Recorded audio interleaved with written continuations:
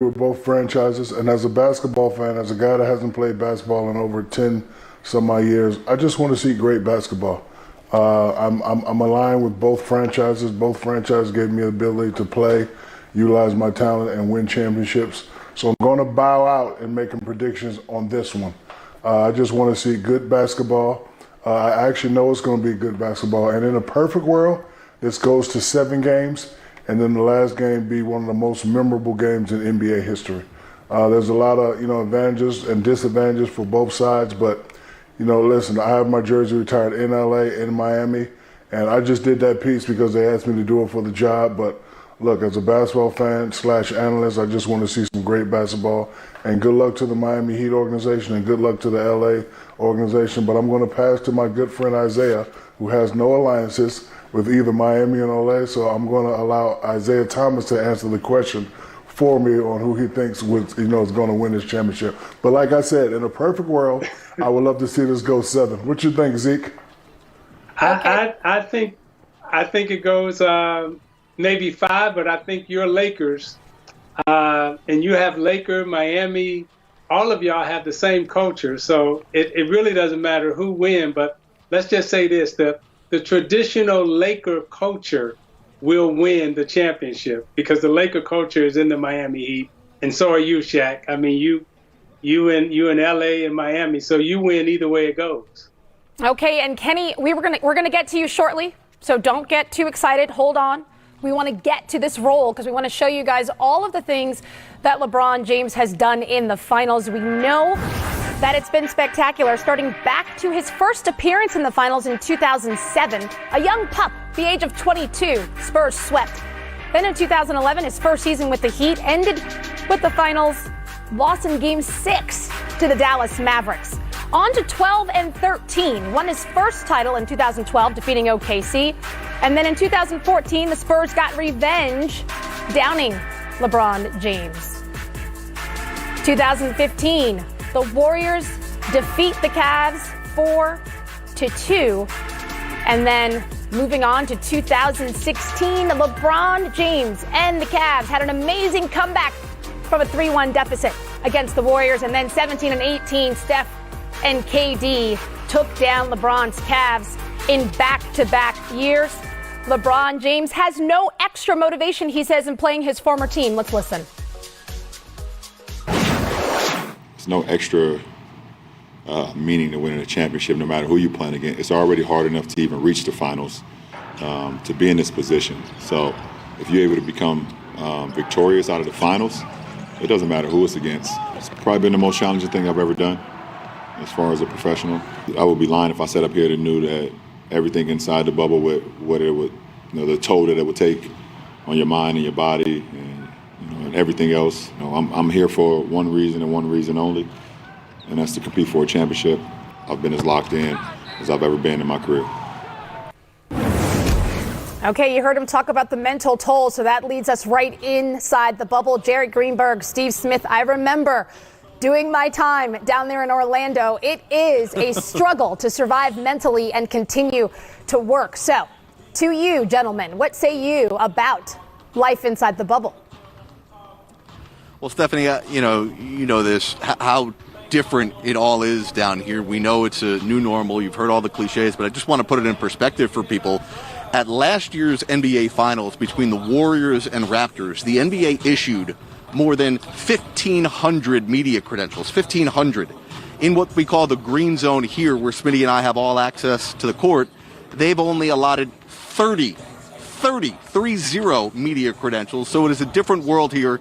And here's what's also different about LeBron and his team. It's rare in the NBA Finals, his 10th trip, that he is a favorite to win the championship. In fact, those in Vegas believe LeBron is a very heavy favorite.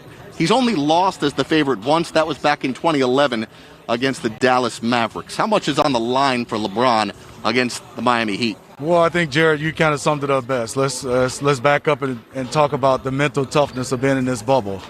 There's no fans. Like you said, there's no crowd. So whether it's the opposing crowd or your home crowd to get you up, and even great players love to go on the road and get those victories. That's when they shine the most. So the mental toughness for LeBron James has to be at an all-time high. Then we go to the physical. When you start to see the way he's playing at such an unbelievable level. And then I'm going to look at his numbers. What he's at is pretty much better than the regular season numbers he's had this year, and his career playoff numbers, which have been unbelievable, special. And he's locked in, because the one thing I like right now is how he's finishing games, especially how he's finished the last game versus the Denver Nuggets. Stephanie, coming up in a bit, Steve Smith sits down with Andre Iguodala. I'll chat with both head coaches who are just entering the building. I'll have a one-on-one with Coach Vogel and Coach Spoelstra, and we'll check back in with you live here courtside in Orlando. Cannot wait. You guys keep it up. Appreciate you so much and all your effort. Okay, Kenny the Jet Smith, I promised we'd get right back to you. We had to kind of release Jared because, as he just mentioned, he has so many things to get done while we're still here on the air. I want to talk to you about your finals experience. We showed LeBron James with those 10. You've got 2 championships under your belt, but you also have the distinction, Kenny, of being a part of the lowest seeded team to win a championship with your 1995 Houston Rockets. What was that journey like? Well, the journey was, fun, honestly, because every game was on the road, so we weren't like thinking that we were going to have a home court advantage and have to go. We knew we had to win on the road. And, I think you bond better. It felt like a bubble. I don't know how those guys are feeling down there, but it felt like a bubble for us. The ability to just kind of lock in, because you're always on the road starting off for 2 games. So that means you would be in a city for a week. And so you'd eat together, you do things together, you go to movies. We felt like we were in a bubble, Stephanie, during that time. Well, it certainly showed. As we said, you won the championship, your second of 2. Isaiah Thomas, you have some familiarity with the finals. We're looking at this Miami Heat team. They are definitely considered the underdogs, even though they don't want to be called that. Isaiah, what's your take on the play of Jimmy Butler and what he brings to the table? He's an unselfish max player that in this era you really don't see. Normally the max player on the team, he wants all the shots, he wants all the food, he wants all the minutes, he wants all the time, he wants everything. Jimmy is a max player who has come to the Miami Heat and has become a great teammate and a very unselfish player. Now, in this era, what that has allowed the other Miami Heat players to do is to grow and mature and develop comfortably. Shaq talked about his favorite player, Tyler Hero.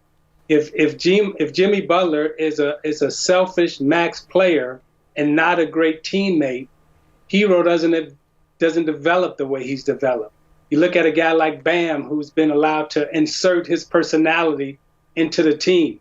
So Jimmy Butler is an old school, classic, throwback NBA player who dominates the game with his fundamental skills, not necessarily his great athleticism, not necessarily his great height. He basically is a great teammate that has allowed the Miami Heat to become a championship caliber team. And that's the importance and the greatness of Jimmy Butler right now, is his unselfishness as a max player in this era of play.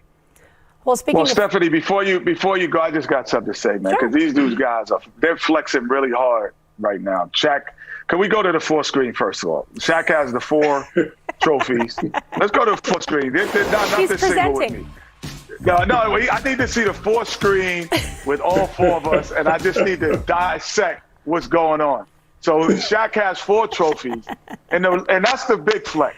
Then he has in the back, he has the Kellogg's and the Pringles commercial. Isaiah, real subtle flex. He's got the Sherling champagne back there with the MVP trophy of the All-Star game. Like, you know what? I don't have my championship trophies. I'm going to put these weights here. I'm gonna be here. I don't have no jetacademycamp.com stuff around, but this is going to be my flex right now. These represent the championship trophy. Y'all can't be doing it like that. I see all the subtle hints in the background. My Hall of Fame, watch. My Hall of Fame watch. I am not home, ladies and gentlemen. I am not home. I'm in Philadelphia, Pennsylvania right now. I am not home. So I can't do all the things that they're doing. Thank you. So this is my flex for the 1 segment. But we're fully aware. We're fully aware, Kenny. So we know that you've got 2 championships. People are not aware. We're telling them for you. Oh, let's see what's happening on social media. Shaq got all his trophies posted on the screen in front of him. Flex on him, Diesel. That's what, yep. Lyric money. Thanks for tweeting. It's exactly what Kenny was just talking about. We appreciate you guys and all of your championships. In fact, a lot of rings here on this show. Shaq, you've got 4. Kenny, you've got 2. Isaiah, you have 2. Smitty has 1. We have someone joining us later in the show who's got a few. And I don't know, can we count my D-League championship, or is that, no? We can't do that? No, the rings and things you sing about, bring them out. No doubt. Come on out. Bring them out. All right, guys. We're going to go on a quick break. Stephanie, we get to count your pioneer career in terms of being the first woman to coach an NBA team. I mean, a men's basketball team. Too generous. Pioneering in the industry. So, we get to count you get to flex too. Okay, Kenny, thank you. I appreciate that. For Stephanie. All right, well, we're going to be back. We have so much more to talk about. In fact, still to come, Draymond.